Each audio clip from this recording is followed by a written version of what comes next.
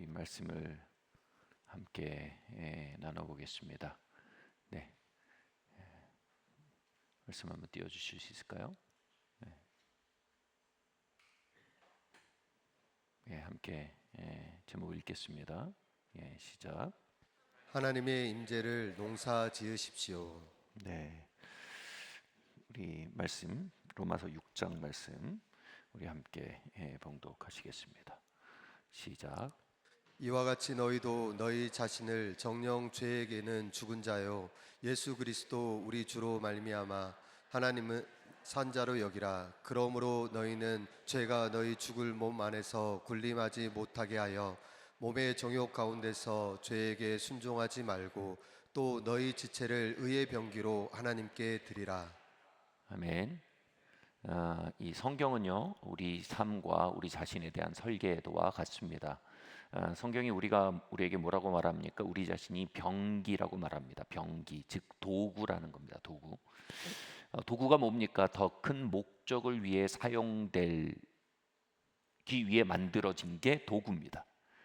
우리는 목적이 아닙니다. 우리는 도구입니다. 여러분, 도구로 지어진 우리 자신을 목적으로 사용할 때 그것을 abuse, abnormal use, 학대라고 합니다. 오남용이라고 합니다. 도구로 사용될 우리를 목적 삼을 때 우리는 우리 자신을 오남용하고 학대하는 것입니다. 우리는 우리보다 더 큰 무엇을 위해 사용되고 더 큰 무엇인가를 위해 드려지고 더 큰 무언가를 섬길 때 비로소 자유롭고 우리 자신이 될 수 있으며 참으로 충만한 삶을 살 수 있는 도구적 존재로 지어졌다는 사실을 받아들여야 합니다. 20세기의 가장 영향력 있는 철학자이자 정신의학자죠. 이 빅터 프랭클이 사람을 어떻게 치유하는가를 놓고 평생을 기도하고 연구하고 고민하면서 특별히 유대인으로서 2차 세계대전 때 인류 최악의 악이죠. 유대인 포로 수용소에 수년간 갇혀 지내면서 이 로고테라피라는 그 인간 치료의 본질을 발견합니다. 이 로고테라피는 말씀드렸듯 사변적 연구실에서 나온 책이 아닙니다. 이 로고테라피 그 이론은 사변적인 데서 나온 게 아니고 이 죽음의 수용소란 책에 기록되어 있는 그 어떤 흐름인데요. 바로 유대인 포로 수용소에서 죽음을 넘기면서 그곳에서 누가 인간성을 지키고 누가 정말 존재적 건강을 지키며 누가 끝까지 나아갈 수 있었는지, 누가 진짜 승자가 될 수 있었는지, 누가 참으로 살아 꿈틀거릴 수 있었는지를 그 극한의 상황 속에서 깊은 학식과 식견을 가지고 그리고 유대인으로서 가졌던 성경적 통찰을 가지고 그 과정을 지켜보며 적어낸 이론이 로고테라피입니다.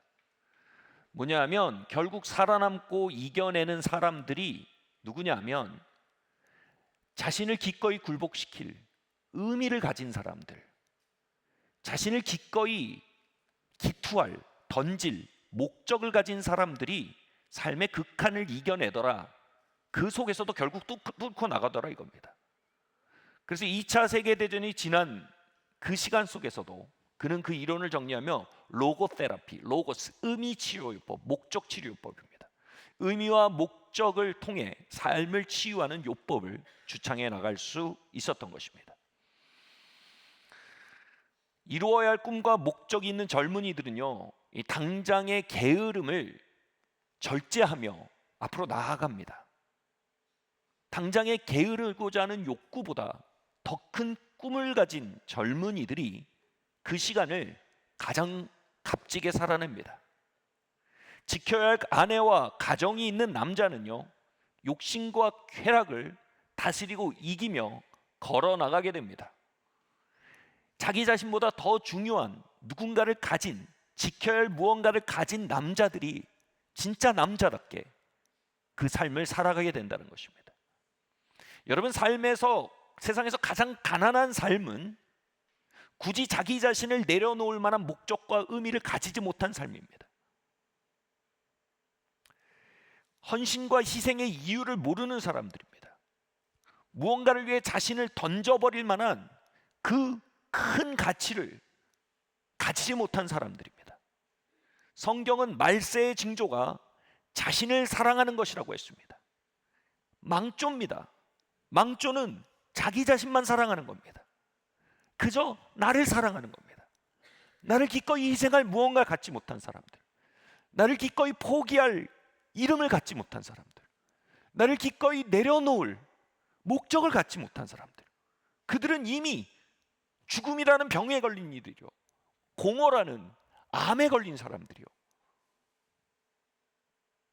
그리고 무엇보다 성경이 뭐라고 말합니까? 죄가 번성하는 인격체의 조건이 그거라는 겁니다. 자기가 주인 된 사람입니다. 그래서 죄가 마치 곰팡이처럼, 이끼처럼 번져나간다는 것입니다. 여러분, 자기 자신을 사랑하는 것, 자기 자신을 아끼고 사랑하고 섬기는 건 망조입니다. 그리고 그러한 삶에 진짜 치유와 회복을 가져올 수 있는 유일한 방법은 나 자신보다 더 큰 목적과 가치를 발견하고 그것을 위해 도구적으로 나를 활용하기 시작할 때 로고 테라피, 진정한 삶이 삶되고 죄가 기숙할 수 없게 되며 쾌락이 기숙할 수 없게 되며 태만이 기숙할 수 없게 되며 파괴적인 야망이 기숙할 수 없는 아름다운 인생이 되어갈 수 있는 것입니다. 아멘. 어느 날 제가 제 막내에게 그렇게 말했습니다. 얘야, 아빠가 기꺼이 나를 헌신할 만한 것들을 삶에서 그렇게 많이 보진 못한다. 그런데 기꺼이 헌신할 만한 대상이 너다. 네가 나를 기꺼이 내려놓을 만한 대상이 되어줘서 고맙다. 네 덕분에 내가 나를 이기며 살 수 있는 힘을 얻는다. 저는 같은 방식으로 지금의 아내에게 감사합니다. 아내를 위해 희생하고 헌신한 것에 대한 어떤 돌아오는 대가 때문에 감사한 게 아닙니다. 희생하고 헌신할 만한 가치가 되어주는 것 자체가 저를 살리는 겁니다. 자기 자신이 목적이 된 삶만큼 불쌍한 삶이 없어요. 같은 방식으로 저의 가족들에게 감사합니다. 같은 방식으로 제가 섬길 수 있는 교회가 있어서 감사합니다. 같은 방식으로 저를 다스리고 꺾으며 섬길 만한 가치가 되어주신 여러분 모두에게 감사합니다.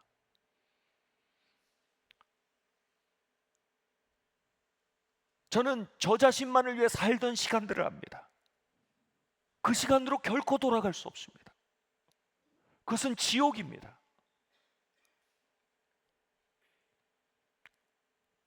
제 삶의 가치와 목적들이 저를 구원해 온 것이 100번 맞는 사실이며 제 삶에 갖추어진 가치와 목적들이 저를 치유해 온 것이 진짜 진실임을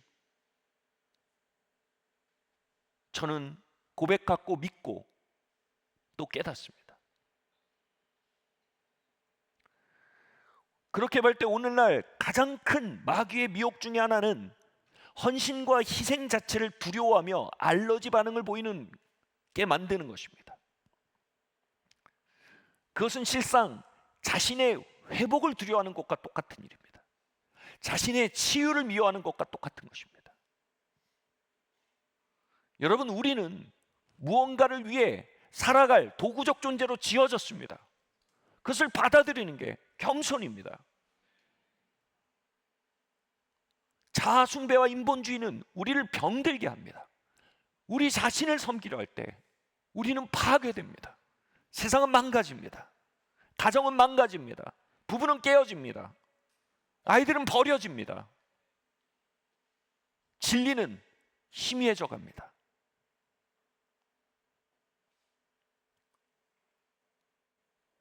오늘 본문은 이렇게 말합니다. 우리는 하나님을 섬기는 의의 병기로 우리를 드리도록 초청받고 있다는 것입니다. 이것은 성도가 생각하는 의무의 파트가 아닙니다.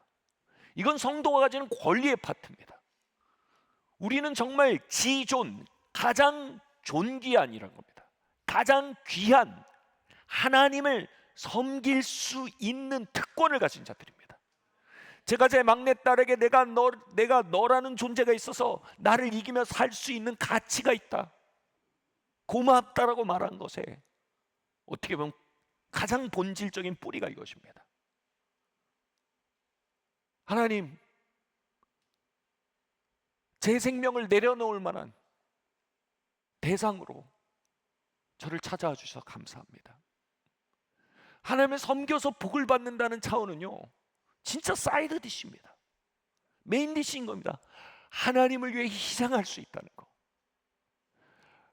하나님을 목적 삼을 수 있다는 거, 그 앞에 기꺼이 나를 도구 삼을 수 있다는 것 자체가, 그 삶 자체가 부요요, 그 삶 자체가 축복이요, 그 삶 자체가 치유요, 그 삶 자체가 회복인 것입니다. 우리는 하나님을 섬기도록 축복받은 사람들입니다. 우리는 하나님께 의의 도구로서 우리를 드리도록 권면받고 있는 사람들입니다. 여기 여러분의 베스트 라이프가 있습니다. 10대 여러분들은 하나님을 평생 동안 섬기십시오. 하나님을 섬기기 거부하시면 여러분, 여러분의 욕망을 섬기는 처절한 삶을 살게 될 겁니다. 20대 여러분, 하나님을 섬기십시오. 여러분, 하나님 섬기길 거부하신다면 결국 여러분의 쾌락을 섬기는 누추한 삶이 될 것입니다. 30, 40대 중년 여러분들, 하나님 섬기십시오. 하나님 섬기기 거부하신다면 여러분, 들풀 같은 야망에 자신의 삶을 태워버리고 희나리처럼 흩어지는 허무한 인생으로 끝날 겁니다. 노년의 여러분들, 하나님을 섬기는 일에 전진하십시오. 진력하십시오. 그것이 여러분의 삶을 역전으로 끌어갈 것이며 여러분의 삶을 가장 가치 있는 것으로 만들어낼 최후 정산의 포인트가 될 것이라고 확신합니다. 아멘. 잘못된 것에 대한 희생과 헌신은 수많은 파괴를 가져온 것이 사실입니다. 그러나 그것으로부터 우리를 보호할 수 있는 것, 어떤 것에도 헌신하지 않고 어떤 것에도 희생하지 않는 삶이 아닙니다. 참된 것을 찾아 그것에 헌신하는 것이 그것에 대한 솔루션입니다. 하나님은 참된 분이십니다. 하나님 살아계십니다. 하나님 말씀은 정밀합니다. 하나님의 말씀 우리의 발에 등이요 우리의 길에 비칩니다. 우리가 그 말씀 앞에 우리를 내어놓을 만한 충분한 가치를 가진 무엇입니다. 아멘.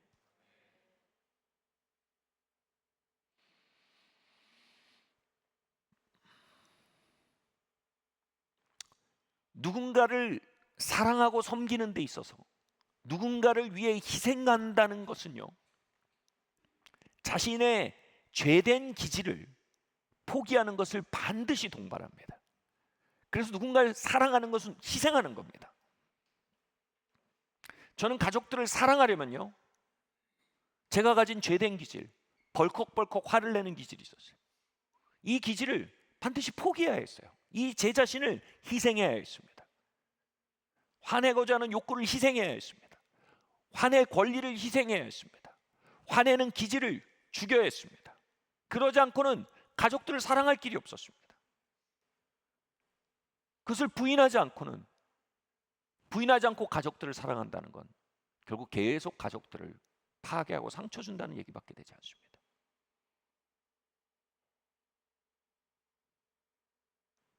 자신의 부르심을 사랑한다는 것은요, 게으름이란 기질을 계속 희생시켜야 되는 걸 의미합니다.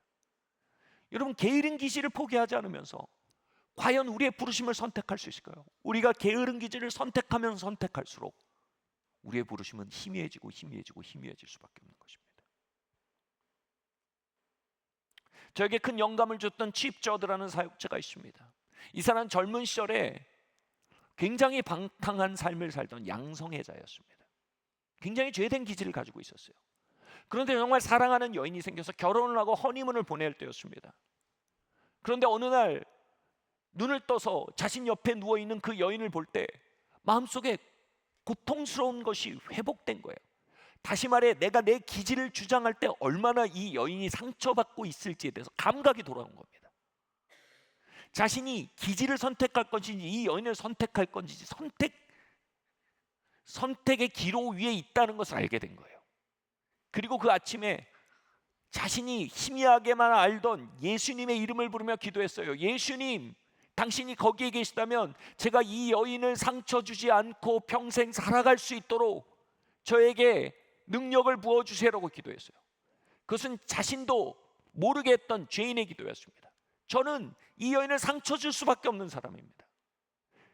이 나 자신으로부터 벗어날 수 있도록 도와주세요라고 기도한 거죠. 주님, 나를 다스려 주세요라고 기도한 거예요.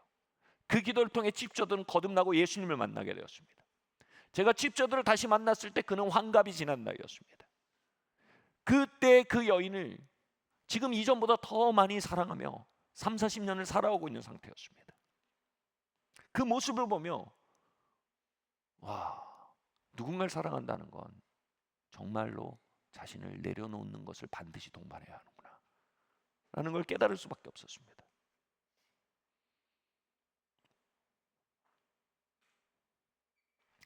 우리는 그분을 섬기고 그분을 예배하며 그분을 따라 살 때 우리의 죄된 기질이 그 길에 뛰어드는 것을 경험합니다. 경험하지 않는 사람이 없습니다. 그때 우리는 그 옛본성을 정리하도록 요청받고 있습니다. 그 옛본성을 우리가 정리하고 노하지 않으면 어느새 그 옛본성은 우리가 마땅히 섬겨야 할 하나님의 임재와 하나님의 말씀과 하나님의 법도를 좀먹어 들어오며 그것을 흐리는 안개가 되기 시작할 겁니다.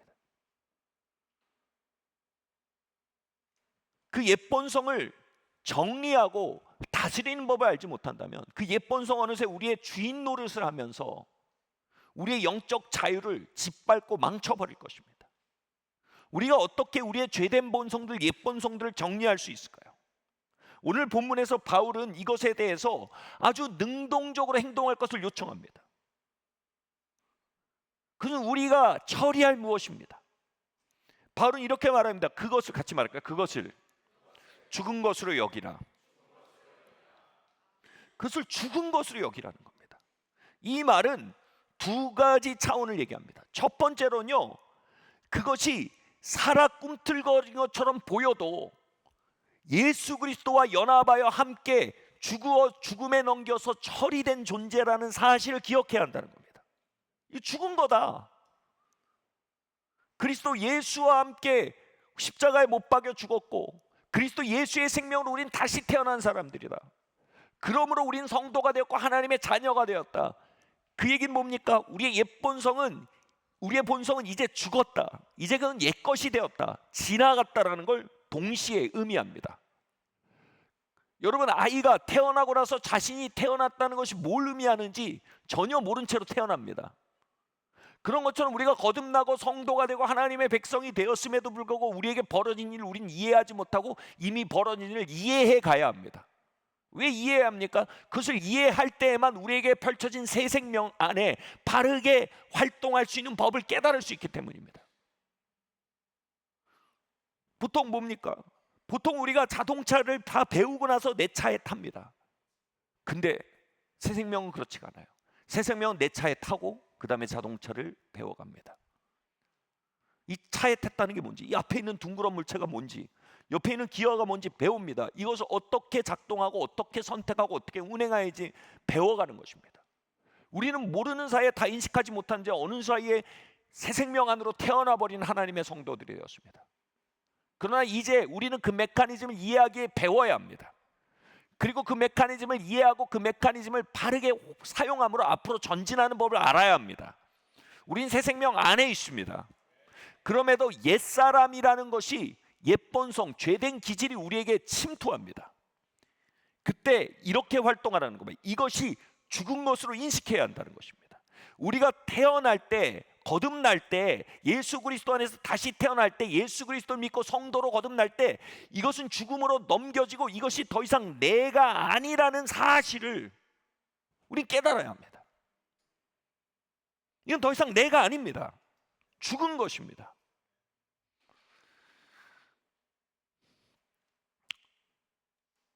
제가 여기서 다른 더 좋은 설명이 없어서 항상 이 얘기를 합니다. 이 좀비물을 보면 좀비물에는 항상 죽은 사람들이 걸어 다닙니다. 이 좀비물의 이론이 이겁니다. 세계관이 이겁니다. 죽었는데 그 좀비 바이러스가 중추신경에 침투해서 그 몸을 움직여 갑니다. 그래서 워킹 데드라 그러죠. 걸어 다니는 시체가 됩니다. 이 얼마나 끔찍합니까? 죽었지만 돌아다니는 존재. 이 워킹 데드, 좀비. 우리의 옛본성이 움직여 다닐 때 그걸 워킹 데드로 여기라는 거예요. 좀비로 여기라는 겁니다. 아멘? 이건 엄청난 세계관이에요, 여러분. 이 메커니즘을 이해하면 우리는 엄청나게 다르게 움직이기 시작해요. 여러분, 좀비물에 나오는 클리셰가 이겁니다. 내가 사랑하던 엄마가 죽었어요. 근데 좀비가 돼서 좀비 바이러스가 그를 움직입니다. 이렇게 움직입니다. 그러면 어떻게 해야 돼요? 엄마가 아니에요. 엄마는 죽었어요. 내 앞에 움직이는 엄마가 아니에요. 그럼 뭐예요? 그를 즉시로 처리해야 돼요. 주로 이제 좀비물에 나오는 세계관 중에 하나가 뭐냐면 바이러스가 머리에 침투해 있기 때문에 이 머리를 공격해야 돼요. 이게 참 단상에서 이런 얘기를 듣긴 처음이실 수 있겠지만 머리에 칼을 꽂아야 됩니다. 이 머리에 칼을 꽂는다는 게 그것도 내 눈에는 내 가족이에요. 내가 사랑하던 사람이에요. 내가 위하던 사람이에요. 근데 그가 막 하고 걸어다니는데 그를 죽은 것으로 여기면 그 머리에 팔을 팍 꽂는 게 이게 어려워요. 좀비물의 클리셰 2. 그 어려운 사람들은 다 죽을 사람들이에요. 그 좀비의 세계관에 적응을 못한 사람들이에요. 엄마 그러면 어떻게 1화에선 살아남아도 한 4화쯤 가면 오래 못 갈 사람이에요. 저는 거듭난 사람의 세계관 속에서 그러한 모습들을 봅니다. 죽은 것입니다. 내가 아닙니다. 돌아다닙니다.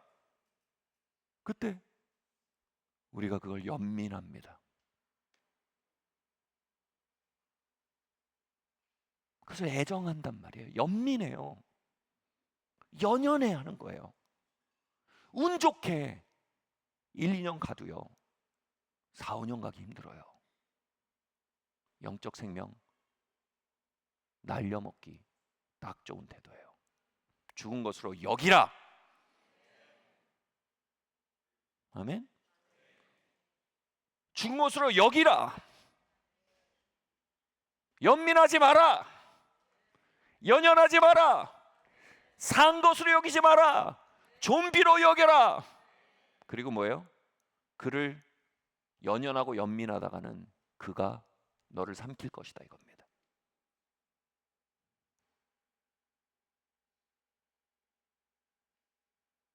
이 좀비물을 보면 그렇게 막 엄마, 아빠, 형, 아들아 막 이런 거기서 비참하게 물려서 비참하게 죽어가는 게 몇 번 반복되고 나면 학습이 돼서 이제는 그거 학습한 사람들은 더 이상 그렇게 하지 않습니다. 저는 비참하게 제 생명에 물려서 비참한 영적 상태가 되기를 반복해 본 사람입니다. 그리고 하나님의 백성들의 비참을 수없이 목도해 왔습니다. 자신의 옛사람을 연민하고 보호하려고 하고 아끼려 하고 섬기려 하고 처리하지 않고 핑계대고 감춰주고 그 결과로 그들의 삶에 벌어지는 크리스찬으로서의 비참한 비극들을 수없이 모아왔습니다. 수없이 학습해왔습니다. 제 개인의 삶에서, 제 동료들의 삶에서, 수많은 성도들의 삶에서. 영어로 enough is enough. 이제 충분합니다. 이제 그 비참은 충분합니다. 그것은 우리 자신이 아닌 것으로 여겨야 한다는 사도의 말을 이제 패부 깊숙이 받아들여야 합니다. 그래서 성도에게 자기 연민은 가장 위험한 망상입니다. 우리의 옛사람은 연민의 대상이 아닙니다. 제거의 대상입니다. 우리는 우리의 옛사람이 나와서 하면 연민하고 반창고 발라주고 죽 끓여주려다가 영적 생명을 잃습니다. 그리고 거기 물려갖고 같이 또 해서 누군가 나 연민 안 해주면 또 물어요.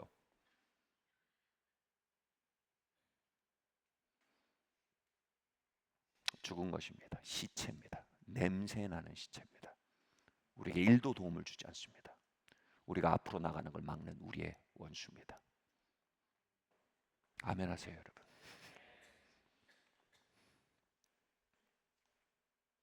두 번째로 죽은 것으로 여긴다는 말은요, 그것이 십자가에 죽은 것이라고 선포해 버리라는 겁니다. 이 좀비의 머리를 공격하면요, 이 좀비의 머릿속에 있던 바이러스가 더 이상 이 양분을 얻지 못해서 끝납니다. 이 머리를 바이러스가 장악하고 있는 것입니다. 여러분, 악한 영은요, 우리의 삶을 파멸시키기 위해서, 우리의 업을 도적질하기 위해서, 우리의 관계들을 파괴하기 위해서, 우리의 복락을 더럽히기 위해서, 우리의 부르심을 망가뜨리기 위해서, 우리의 기름 부음을 빼앗기 위해서 절대로 포크 들고 몸에 빨간색 칠하고 오지 않습니다. 마귀는 언제나 죽은 여러분의 옛사람의 시체에 침투하여서 그를 움직입니다. 그 갈보리 밑에 묻힌 그 시체가 하고 일어납니다. 그리고 여러분에게 다가옵니다. 알아야 합니다. 그는 나의 옛사람의 형상을 한 마귀입니다. 그는 옛사람이 사용하던 신경조직을 사용합니다. 옛사람이 가진 기억을 사용합니다. 옛사람이 가진 생체적인 메커니즘을 활용합니다. 그러나 그 중심에 뭐가 있습니까? 바이러스가 있습니다. 우린 그 바이러스를 적으로 볼 줄 알아야 합니다. 아멘?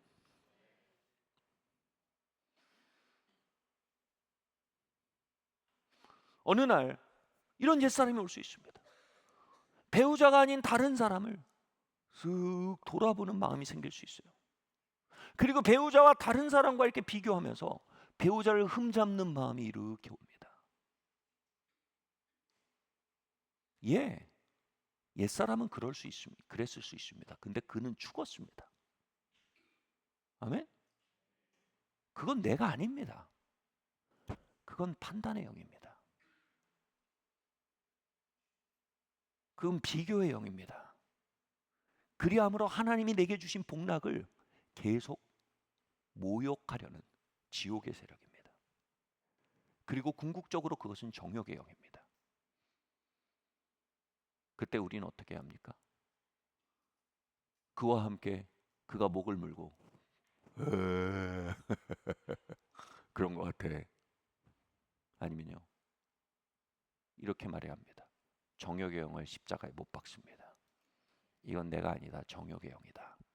판단의 영을 십자가에 못 박습니다. 이건 내가 아니다. 판단의 영이다. 내가 비교의 영을 십자가에 못 박습니다. 이건 비교의 영이지 내가 아니다. 나는 너와 짝하지 않는다. 너는 나의 원수다. 사탄아, 내 뒤로 물러가라 합니다. 사탄이라는 말은요, 대적자입니다. 사탄이 우리를 대적하고 파괴하게 덧입는 것은 우리의 옛사람임을. 그래서 아까 말씀드렸잖아요. 우리가 우리를 내려놓는 법을 모른다면 우린 파괴될 겁니다. 우리가 우리를 섬기려 한다면 우린 악화될 겁니다. 우리가 우리를 희생하지 않는다면 우리는 망조에 걸린 겁니다. 여기서 생략된 게 있어요. 뭘 희생합니까? 나의 옛사람을 희생해야 합니다. 다시 죽음에 넘겨야 합니다. 우리가 뭘 사랑하지 않아야 합니까? 나의 옛사람을 사랑하지 않아야 합니다. 나의 옛사람을 적으로 알아야 합니다. 아멘? 우리가 무엇을 내려놓을 줄 알아야 합니까? 내 옛사람을 시체로서 내려놓을 줄 알아야 합니다. 그것에 어떤 사랑도 연민도 동일시도 이제 끝난 삶, 그것이 나의 삶임을 받아들여야 합니다. 우리에게 시작된 새로운 우주를 우리는 이제 인정해야 합니다. 우린 거듭났습니다. 우린 영의 사람이 되었습니다. 우린 그리스도의 것이 되었습니다. 그 새로운 유니버스에 적응하셔야 합니다. 그리고 단호하게 말씀하셔야 합니다. 판단은 나에 대해 죽었고 나는 판단에 대해 죽었다 라고 선언하셔야 돼요. 이제 나는 판단의 일부가 아니고 판단은 나의 일부가 아니다 라고 선언하셔야 합니다. 그리고 옛사람의 모습으로 찾아온 정욕의 영에 대해 말해야 합니다. 판단의 영에 대해 말해야 합니다. 사단아, 내 뒤로 물러가라. 연민 없이 주저 없이 선언해야 합니다. 아멘. 그리고 어떻게 해요? 돌아서야 합니다. 할렐루야. 우리는 이렇게 새 본성과 옛 본성 사이에 끊임없는 선택을 하고 있다는 사실을 깨달아야 합니다. 그리고 이 옛 본성과 새 본성을 선택하는 선택의 경향성에 대해 우린 무언가 조치를 취해야 합니다. 여러분, 성경에서 가장 놀라운 선언 중에 하나는 뭐냐면 우리 안에 그리스도가 사신다라는 겁니다. 이건 신학적인 개념도 아니고 추상적인 어떤 이미지도 아닙니다. 그리스도의 생명은 말 그대로 우리 안에 사십니다. 그러면서 뭐라고 말합니까? 그것이 감춰진 신비라고 골로새서가 말해요. 감춰진 신비래요. 다시 말해 그리스도가 우리 안에 사시는데 그 어마어마한 진실이 우리 안에 나타나고 있지 않다. 가장 통탄할 일인 것입니다.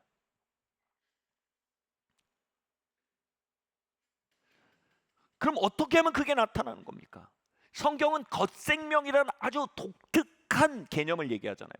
물론 겉생명이 옛생명과 일치하는 건 아니지만 많이 교집합이 생기기도 합니다. 길게 얘기하고 싶지 않아서 지나갈게요. 우리는 계속해서 우리의 옛 본성을 거절하고 내 안의 자리가 예수 생명의 자리임을 인정해야 합니다. 계속해서 내 안에 끊임없이 찾아오는 옛 본성들이 다시 그 자리를 차지하라고 할 때 너 아니야. 넌 더 이상 내 생명이 아니야. 너는 나와 상관이 없어. 여기는 예수님의 생명이 사는 곳이야. 너 아니야. 여긴 그리스도의 생명이. 야, 김영준의 생명도 야, 너는 아니야. 이제 주인이 아니야. 얼마나 복됩니까? 그래서 기꺼이 김영준의 모든 생명이 그리스도의 생명에게 주인 자리를 주고 종이 되도록 만드는 겁니다. 아멘? 너 아니야. 너 아니야.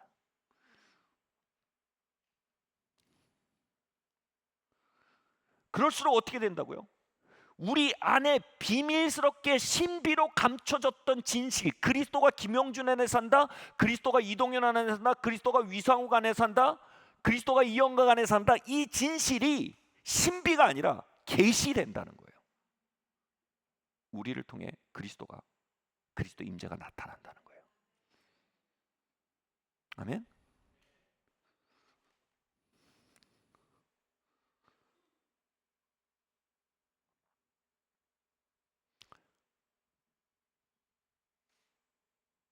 여러분과 밥을 먹으면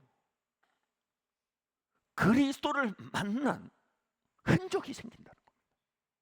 여러분과 함께 걸으면 그리스도가 함께 걸었던 흔적이 생길 거라는 겁니다.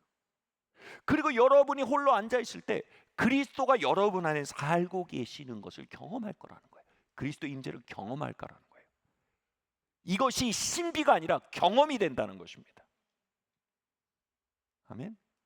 우리의 거실에서 그리스도의 내 안에 사심을 경험한다는 것입니다. 여러분, 제자들이 예수 그리스도와 3년 동안 동행하면서 누렸던 영광스러움이 어떠했던지 그들은 자신의 모든 것을 버리고 예수님을 따랐습니다. 그것은 위대한 종교성의 결과가 아니었습니다. 위대한 임재의 결과였습니다. 무슨 얘기인지 이해하시죠? 그 동행 자체가 너무나 매력적인 것이었기에 다른 것이 빛을 잃은 것입니다. 그들이 영웅적으로 종교적 결단을 내려 주님을 따른 것처럼 그들을 영웅으로 만든다면요, 우리는 그리스도의 영광을 퇴색시키는 것입니다. 그들은 그냥 평범한 범인들이었어요. 우리와 똑같은 사람들이었습니다.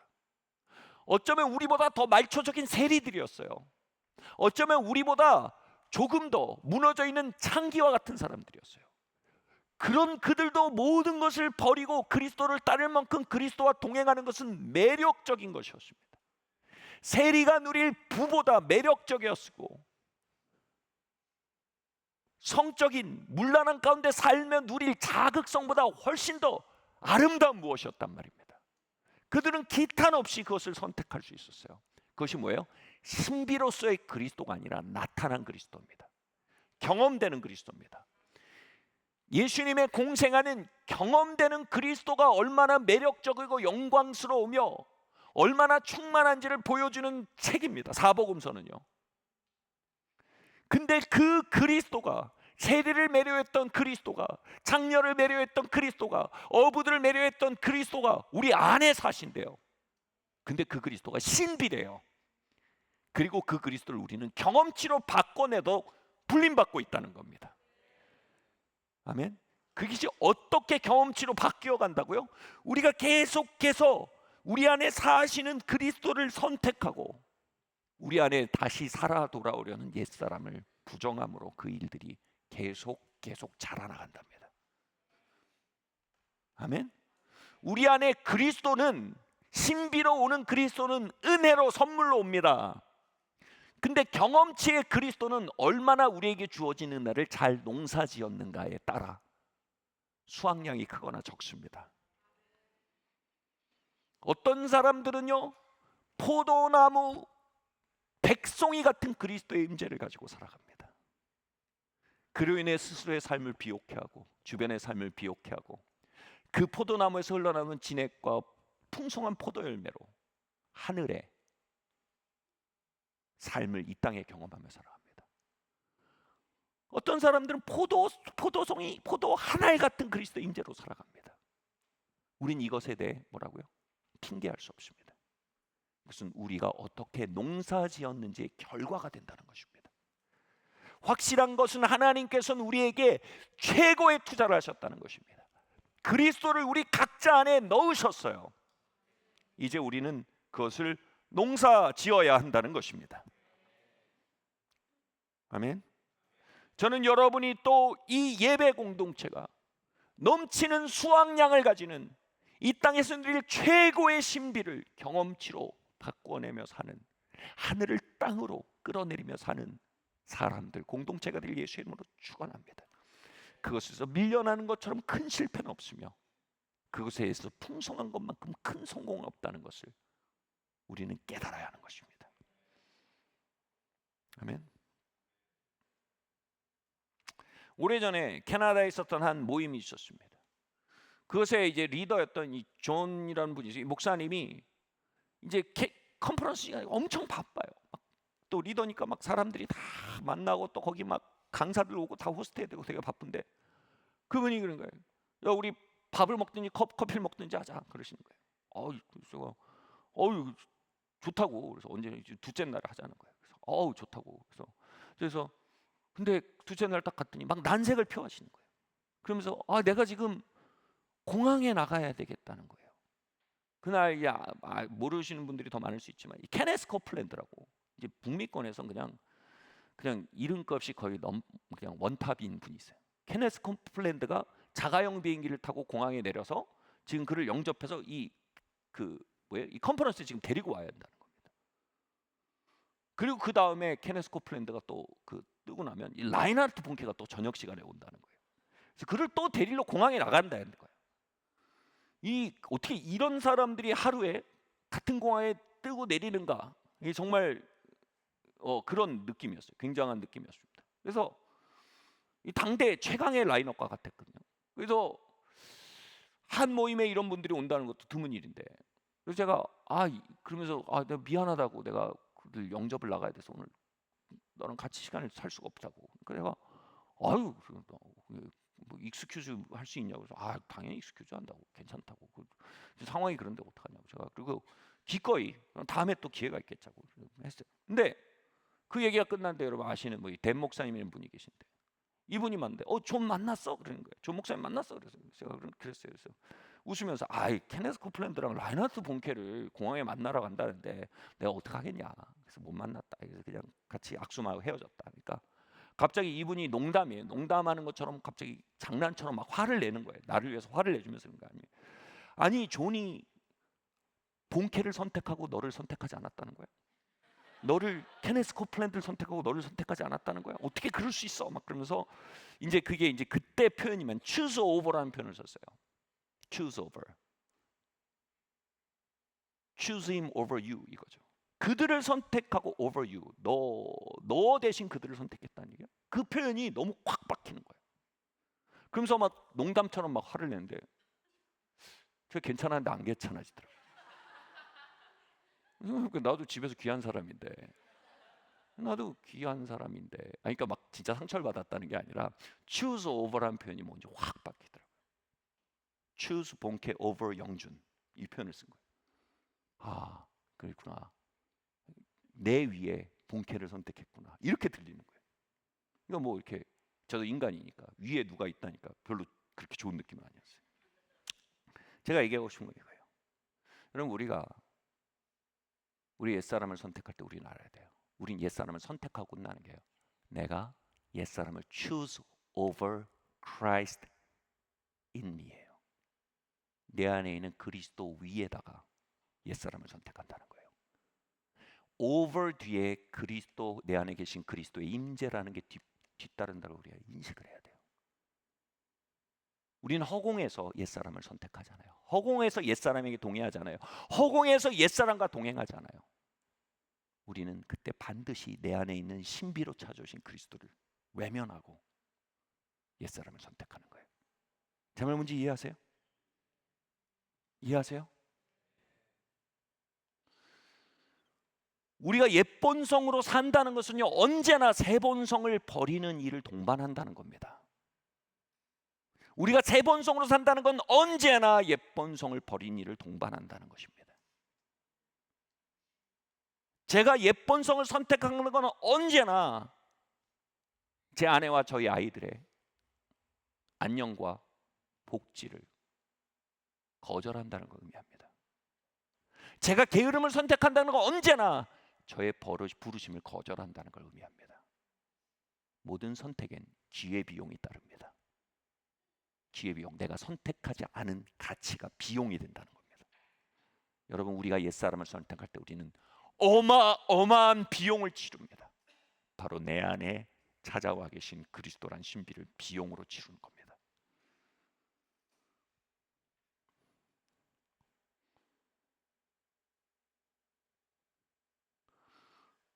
우리가 이 일을 인지하기 위해서는요 우리 자신을 하나님께 드리는 이걸 봉헌이에요. 봉헌은 돈 드리는 거는 봉헌의 전체 행위 중에 10분의 1도 아니에요. 봉헌은 뭐냐면 헌신, 나를 드리는 행위란 뜻이에요. 그리고 나를 드리기 위해서 재정을 드리는 건 보물이 있는 곳에 마음이 있다고 했기 때문에 우리가 우리의 가치 있는 소유를 드리면 우리 자신을 드릴 수 있는 방법 중에 하나로 성경이 제정한 것이지 봉헌의 원래 의미는 나를 드리는 거예요. 그래서 우리는 매일 나를 드리는 행위를 해야 돼요. 그럴 때 비로소 내가 옛사람과 새사람 사이에 무엇을 선택하고 있는지 볼 수 있는 눈이 열립니다.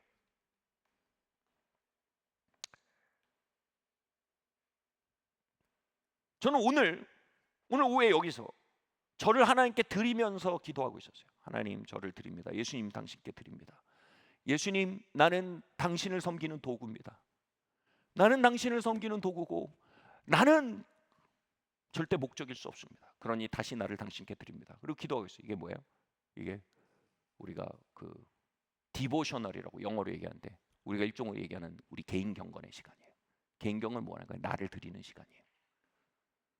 이렇게 드리고 있는데 갑자기 제 안에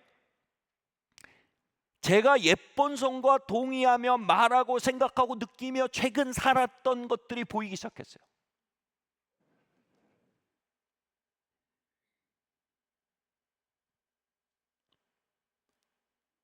제 안에는 하나님이 아직 하시지 않은 일을 굉장히 카운트하고, 그로 인해 우울해지고 낙심하고 근심하고 부정적이 되는 옛본성의 성향이 어느새 들어와서, 그것에 내가 아멘하여서 그것이 저를 통해 느끼고 저를 통해 말하고 저를 통해 생각하는 일이 지난 며칠 사이에 진행되고 있음이 발견됐어요.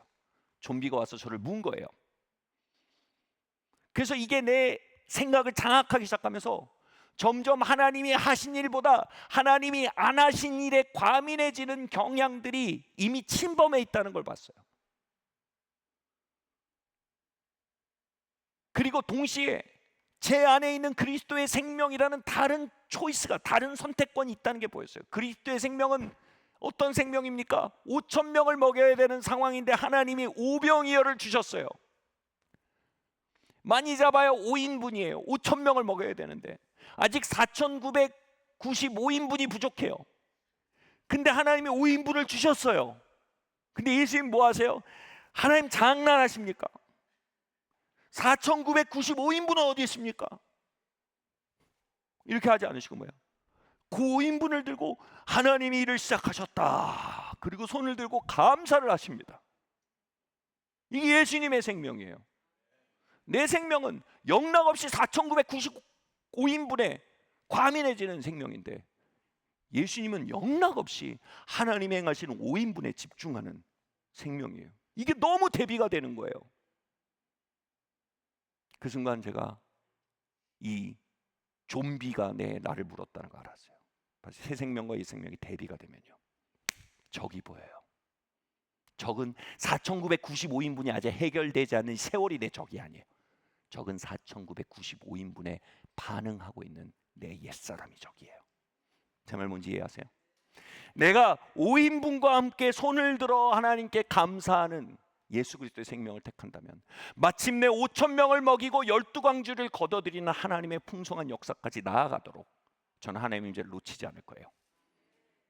그러나 제가 4,995인분의 과민한 생명과 함께 말하고 고백하고 투덜거리고 낙심하고 눌리고 염려하고 부정적이 되고 신경질적이 되면요, 저는 하나님의 5인분의 역사를 경험하고 그다음에 심장마비 걸려 죽는, 스트레스 과로사하는 아주 중간에 부르심을 잃어버린 사람이 될 거예요. 그 순간 제게 거대한 선택권이 있다는 게 보였어요. 하나님 내 이 옛사람이 어느새 나에게 들어왔습니다. 예수님의 이름으로 내 안에 하나님이 하시지 않은 일에 과민해하는 이 불평의 심령을 십자가에 못 박습니다. 이 부정적인 경향을 십자가에 못 박습니다. 솔직한 척하며 사실은 하나님이 하시지 않은 일만 들여다보려는 이 오만한 심령을 십자가에 못 박습니다. 이것은 나와 상관이 없고 나는 이것과 상관이 없습니다. 나는 이것에 대해 죽었습니다. 이것은 내가 아닙니다. 이것은 어느새 모르는 사이에 나에게 치고 들어온 좀비입니다. 이것은 적입니다. 사탄아, 내 뒤로 물러가라. 주님, 내 안에 오병이어를 들고 감사하는 예수님의 생명이 있습니다. 그 생명을 선택합니다. 그럴수록요, 그 생명이 스멸 하면서 저희 중추신경을 다시 장악하기 시작하는 거예요. 나의 사고방식을, 심지어 나의 감정을, 그리고 나의 입술을. 그리고 기도가 끝날 때 다시 하나님, 여기까지 인도하신 주님 에베네셀 하나님, 장래에도 인도하시리 살아계신 하나님. 이 고백이 나오는 거예요. 내 영이 일어나는 거예요. 그러고 나니 하나님이 9,995인분을 채워가기에 역사하시는 다음 한 스텝이 보이는 거예요. 아, 내가 이렇게 계속하면 12광주리를 남게 거두는 삶의 좌표에 서 있겠구나. 사랑하는 성도 여러분, 저만 이렇지요? 저만 이 전쟁 가운데 있지요? 저만 이 좀비적 세계관 안에 있지요? 아니면 여러분도 그러십니까? Do something. 우린 이것에 대해 반드시 뭔가 하셔야 됩니다. 여기서 이기지 않으면 다른 이김은 다 허상입니다. 여기서 이기고 있으면 다른 게 지는 것 같아도 결국 다 부활의 신학의 카테고리에 들어가는 이야기로 바뀌는 겁니다. 아멘.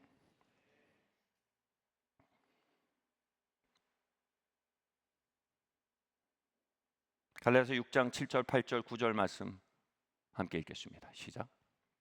스스로 속이지 말라. 하나님은 업신여김을 받지 아니하시나니 사람이 무엇으로 심든지 그대로 거두리라.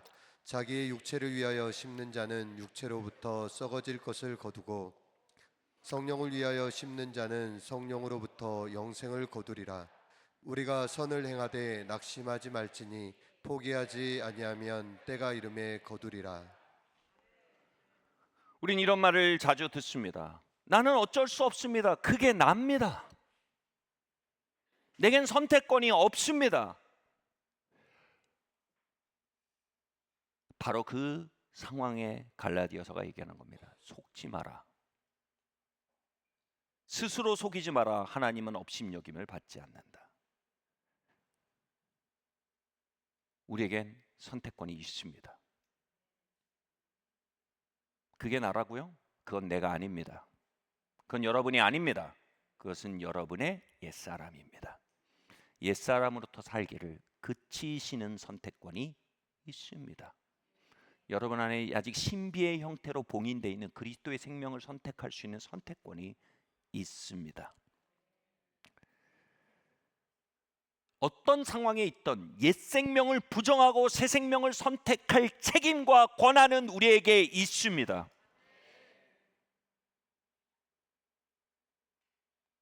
이런 표현이 있습니다. 신학자들이 말합니다. 구원되지 않은 사람은 죄된 생명 안에 살지 않을 수 있는 선택권이 없다. 죄된 생명에 갇혔다는 겁니다. 구원된 사람은 죄된 생명을 선택하지 않고 새로운 생명을 선택할 수 있는, 의의 생명을 선택할 수 있는 선택권을 가진다. 그리고 마지막 날에 우리의 육체를 벗고 영화롭게 된 성도, 즉 주님의 심판대 앞에 서서 주님의 심판대를 지나 주님의 보좌 앞에 찬양하는 영화롭게 된 성도는 도저히 죄를 지을 수 없는 상태가 된다. 우리는 지금 여기 있어요. 우리는 옛 생명으로 살지 않을 수 없는 사람이 아니에요. 아멘. 그리고 우리는 새 생명으로 살 수밖에 없게 된 사람도 아니에요. 우리는 옛 새 생명으로 살 수도 있고 옛 생명으로 살 수도 있는 사람이에요. 여기 뭐가 생겨요? 책임과 선택권이 생겨요. 우리는 이 땅에 가진 어떤 사람보다 큰 선택권을 가진 사람이에요. 망할 생명을 선택할지 부활의 생명을 선택할지, 바꿔 말하면 우리는 세상에 어떤 사람보다 큰 책임을 가진 사람들이에요.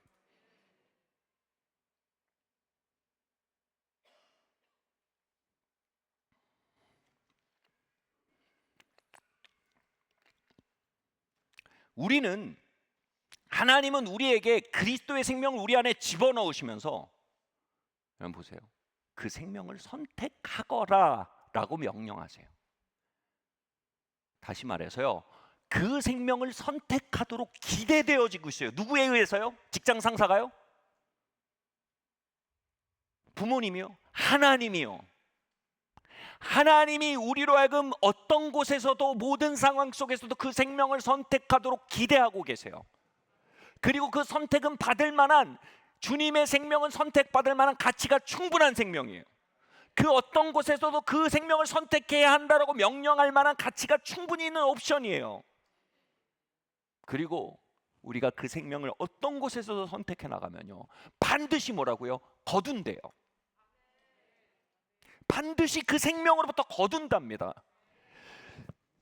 이 말은 다양한 걸 의미하지만요, 신비로 남겨졌던 그리스도의 내주하심이 경험치로 환원되기 시작한다는 의미를 갖습니다.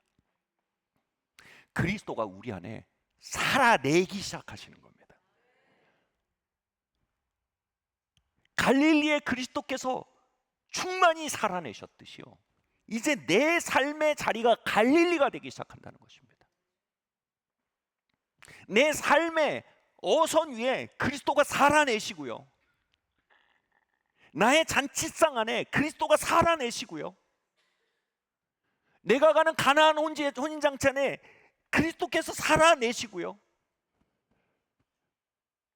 포도주가 다 떨어져서 잔치가 끝나버린, 기쁨이 끝나버린 혼인 안에 그 물을 포도주로 바꾼 게 그리스도의 임재였습니다. 내 결혼 안에 그리스도가 살아내시고요.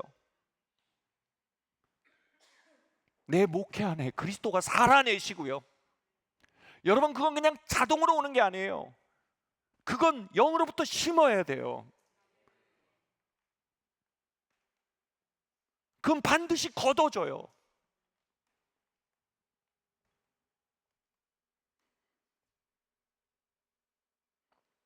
오래전에 저의 일종의 영적 멘토와 함께 러시아에 사역 여행을 간 적이 있었어요. 러시아 공장 단지에서 집회를 했는데, 집회 중간에 쉬는 시간에 그분이 저의 아버지하고 연배가 똑같으세요. 정말 좀 어떻게 보면 약간 아버지 같은 느낌이에요. 근데 그분이 이렇게 앉아 있다 갑자기 영준, 우리 좀 걷자 그러시는 거예요. 그래서 따라 나갔어요. 근데 이 러시아 공장 단지란 게 정비가 하나도 안 돼 있는 황무지입니다. 진짜 어디선가 러시아 마피아가 나와서 총격전을 벌여도 전혀 어색할 것 같지 않은, 그게 너무 어울리는 그런 분위기인데, 그 공장 단지를 이렇게 그분이랑 같이 걷는데, 감히 말하건대 제 인생에서 가장 아름다운 산책이었습니다. 압도적인 하나님의 임재가 그 황량한 공장 단지에서 경험되는 겁니다. 하마터면 울 뻔했습니다. 그분이 이렇게 몸을 숙여서 들꽃이 하나 폈는데 이렇게 들꽃을 이렇게 떼가지고, 진짜 다른 사람이 그렇게 닭살 돋았을 거예요. 근데 하나님이 이 꽃을 만드셨어? 하나님 너무 아름다우셔 하고 꽃을 훅 부는데 울 뻔했어요. 그냥 그 하나님의 아름다우심이 보이는 거예요. 그것을 통해 하나님과 교통하는 그 심령이 보이는 거예요. 그리고 그 임재의 폭포가 나한테까지 튀니까, 에덴 동산에서 아담과 하와가 날이 서늘할 때 하나님의 임재와 함께 동산을 거닐었는데, 거기가 에덴이 확실하더라고요.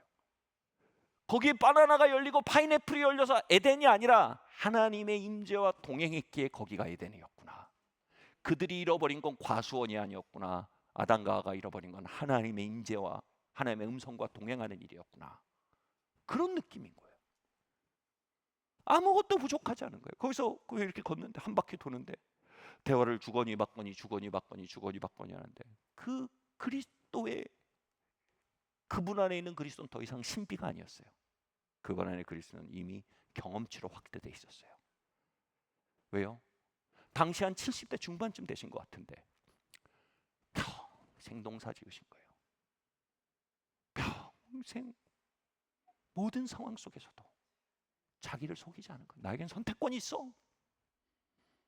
여러분 선택권이 있습니다. 피해자 의식이 와서 말합니다. 네가 뭘 할 수 있어? 네가 선택할 수 있는 건 없어. 갈라디아서가 말합니다. 스스로 속지 마라. 그리고 하나님을 만으로 여기지 마라. 네가 영으로부터 심으면 영으로부터 살게 될 것이고, 육으로부터 심으면 육으로부터 살게 될 것이야. 네가 좀비와 짝하면 인생은 좀비밭이 될 것이며, 점점 그리스도의 생명을 선택하면 네 인생은 갈릴리 바다가 되어갈 거야. 너는 어떤 우주를 선택하기 원하니? 너는 어떤 운명을 선택하기 원하니? 너는 어떤 세계관을 선택하기 원하니? 너는 갈릴리를 원하니? 좀비밭을 원하니?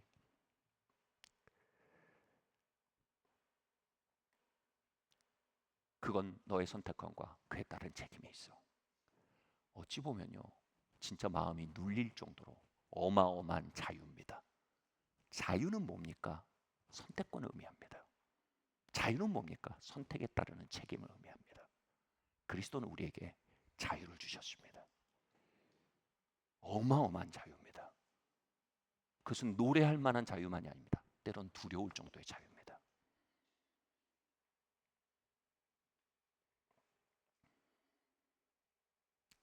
우리를 어떻게 속입니까? 기만은 이렇게 말합니다.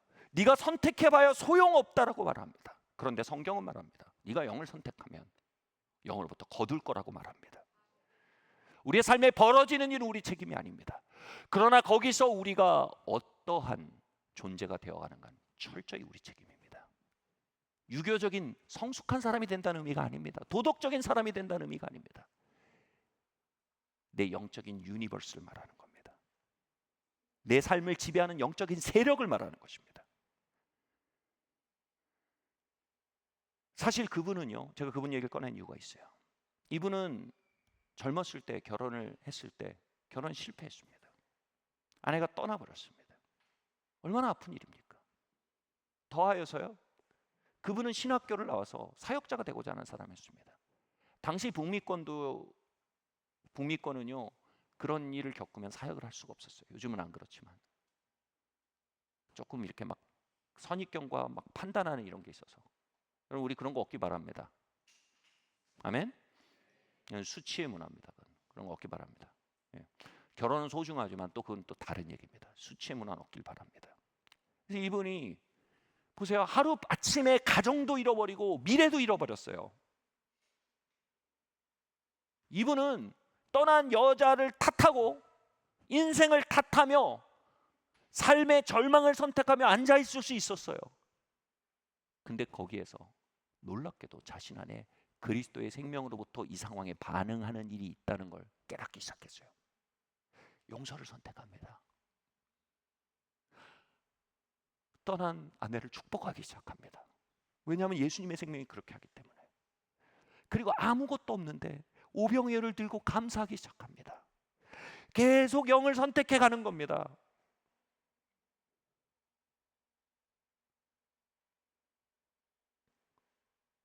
그분은 그걸 내적 치유의 라이프스타일이라고 부르는데, 저는 내적 치유가 옛날에 고통을 들어보고 찔찔 울면서 울어야 돼요. 우는 건 도움이 돼요. 근데 쫄쫄 울면서 남 탓하는 게 내적 치유가 아닙니다. 그건 내적 치유의 반대입니다. 내적 치유는 뭐냐면 그 모든 시간 속에 있는 내 선택권을 발견하는 겁니다.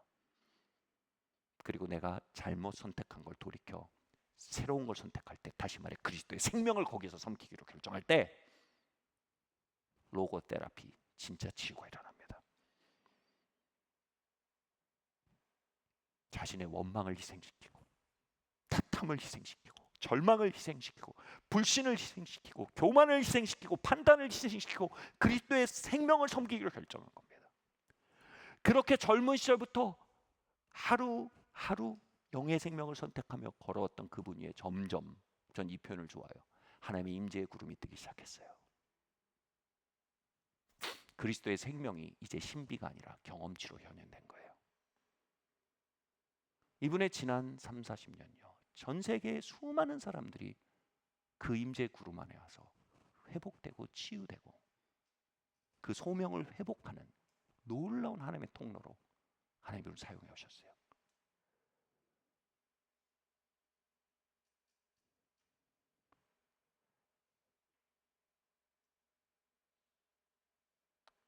얼마 전에도 같이 이렇게 걷고 있었는데 전화가 오는 거예요. 전화가 왔는데 막 누가 보니까 대화가 이거예요. 좀 만나자. 근데 내가 시간이 없다. 좀 만나자. 내가 시간이 없다. 이런 전화예요. 근데 보니까 그 사람이 베니인이에요. 전화한 사람이. 그러니까 모르시는구나. 저는 뭐 베니인을 추종하는 입장은 아니지만 아무튼 엄청나게 유명한 사람이에요. 엄청나게 유명한 사람이죠. 근데 막 만나고 싶은 거예요. 만나면 소송이 되니까. 근데 이분이 내가 지금 시간이 안 되는데. 여러분,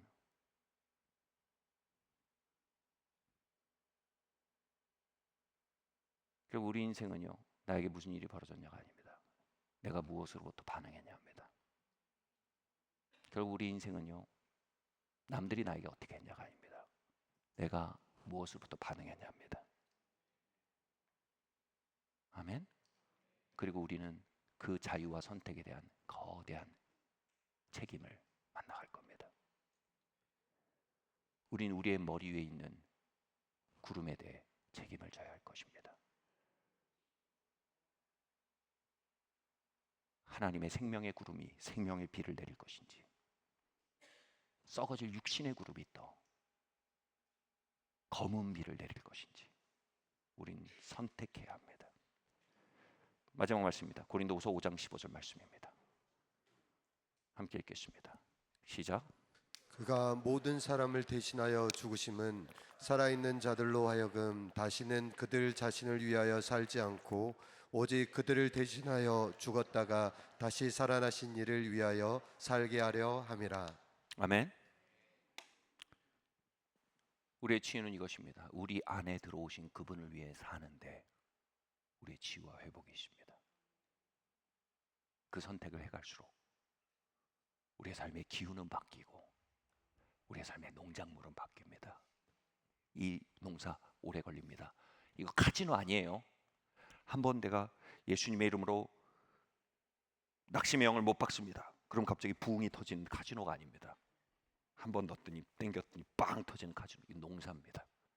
농사는 계속해서 땀 흘리고 인내하며 가을이 올 것을 알고 여름이 올 것을 알고 봄이 올 것을 알며 신뢰할 것은 신뢰하며 내가 걸 길을 걷는 것이 농사입니다.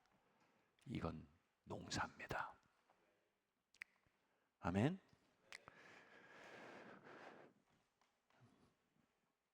말씀 맞춰야 될 것 같아요. 제가 예전에 터키에 갔었습니다.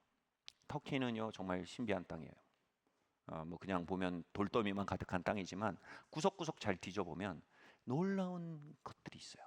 이스탄불에 갔는데 제가 거기에서 현지 사람이랑 이렇게 얘기를 하다가 거기에 동방정교회 본부가 있다는 걸 알게 됐어요. 이스탄불에요. 동방정교회는 그리스도교회의 세 가지 가장 큰 지류 중에 하나고 뭐 사람에 따라서는 그건 그리스도교 아니라고 할 수도 있지만 아무튼 역사적으로는 그렇다는 겁니다. 그래서 제가 그 본부가 있다니까 갔습니다. 근데 본부에 가니까 여러분 크리소스톰의 유해가 거기 있더라고요. 크리소스톰이 누군지 기독교 역사상 가장 기름 부음 받은 설교자라고 불리는 황금의 크리스토스의 뼈가 거기 있더라고요. 물론 사람들이 그걸 숭배하는 건 잘못됐어요. 근데 정말 역사적 현장이잖아요. 제 심령이 막 떨리더라고요. 그리고 동방정교의 주장일 수도 있지만 그 옆에는 예수님이 예루살렘에서 채찍에 맞으실 때 그 바위에 묶여서 채찍에 맞을 때 그 바위의 조각이 거기에 있어요. 그게 얼마나 역사적 근거가 있는지 없는지 좀 논란의 여지가 있을 수 있지만 그러나 알 수 없는 떨림이 있더라고요. 내 구주와 닿을 수 있는 접점이 느껴지잖아요. 몇천 년의 시간을 떠나 크리스토스등과 닿을 수 있는 접점이 있잖아요. 이게 그 뭐라 그래? 유적 투어의 핵심이거든요. 몇천 년을 지나 그 건너편과 만나는 그 감격. 뭐 아크로폴리스 가면 그 몇천 년 전에 그리스 사람들과 이 교감이 있어요. 희한. 근데 내 구주가 묶였던 바위라니. 물론 좀 의심스러운 면도 있지만. 근데 그렇게 막 유적들을 탐구해 가면서 제 안에 그 2000년 전 수많은 그 거룩한 사건들과 연결되는 환희가 계속됐어요. 제가 막 인디아나 존스가 된 것 같았어요. 거기 그런 게 가득하거든요. 근데 그 중에 하나가 갑바도키아에 가니까 여기에 샌들 교회라는 게 있어요. 무슨 샌들이냐면 예수님이 신발 신고 지나가면서 밟았던 그 발자국을 탁번하여서 그때 이렇게 실어 날라서 그 탁본을 가지고 있는 교회가 샌들 처치예요. 또 뭐 따지고 들면 좀 의심스러운 분도 많지만 저는 접점을 찾으려고 한 거니까 적어도 내 구주께서 밟으신 그 발자국이라니. 제가 막 불이 나게 그 샌들 처치에 갔는데 오래된 교회죠. 당연히 동굴 속에 있는 교회도 아니죠. 그냥 하는 모임 장소죠. 갔는데 5시에 문을 닫은 거예요. 제가 5시 10분에 갔는데 제가 그 앞에 앉아서 하나님 내가 여기 또 언제 오는데 10분 만에 샌들 처치를 가서 내가 그 탁본을 보고 싶었는데 너무 아쉬운 거예요. 하나님 내가 이거 언제 또 올 건데 이거 좀 왜 이런 일이 벌어졌을까요? 혼자서 10분 만에. 근데 첫 번째로 그 뒤로도 갔어요 결국은.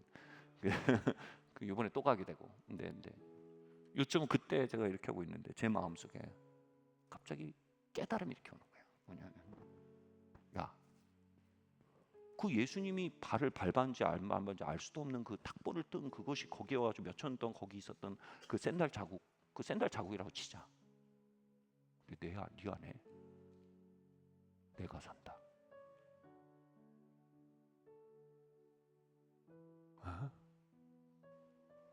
야, 그 바위 묶인 거 그거 그렇다 치자. 네 안에 내가 산다. 하나님의 본체된 내가 산다.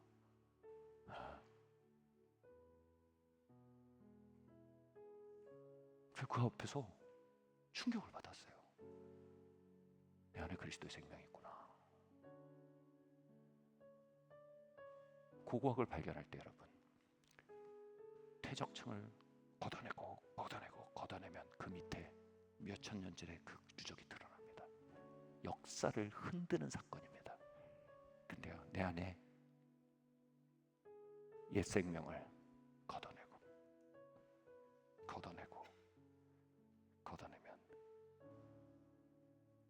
붐, 하나님의 본체이신 예수 그리스도께서 하십니다.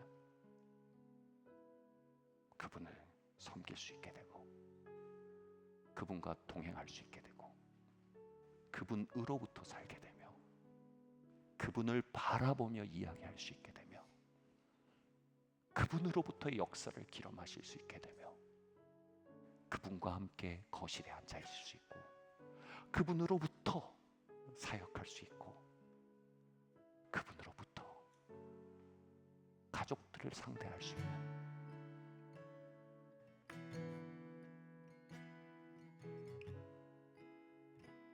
이제 우리는 그 생명을 발굴해야 합니다. 아멘. 그것을 선택합시다. 그것에 대해 골로새서 이렇게 말합니다. 내 안에 그리스도, 영광의 소망. 우리의 영광의 소망은 내가 이사가 되는 그날이 아닙니다. 그날 내가 영광스러워지리라. 내가 유명해지는 그날이 아닙니다. 그날 내가 영광스러워지리라. 연봉이 몇 억이 되는 그날이 아닙니다. 그날 내가 영광스러워지리라.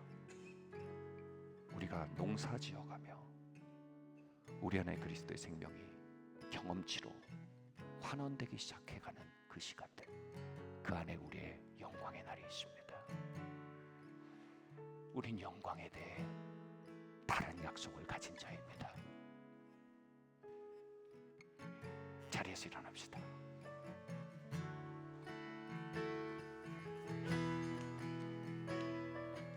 여러분, 오늘도 수많은 도굴꾼들이 우주 최고의 유산을 가진 우리 안에 침범하여 그 보물을 도굴해 나가려고 합니다. 우리 옛사람의 모습,